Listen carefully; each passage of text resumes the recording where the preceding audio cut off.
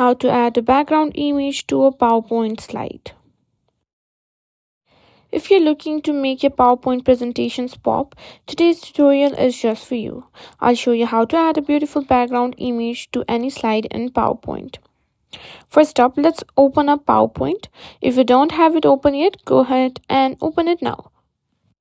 For this tutorial, I'm going to work with a blank presentation. Simply, as you can see, here's our default slide. It's plain, but we are going to change that. To add a background image, simply click on Design. At the top here, you can see various designs, but we're going to be customizing our own. So click on Format Background and simply click on Picture or Texture field. Now, simply go to Picture Source and simply click on Insert from a file or from wherever you've downloaded your picture. Now you just need to locate where your downloaded files are or photos are. Simply I'll be choosing one,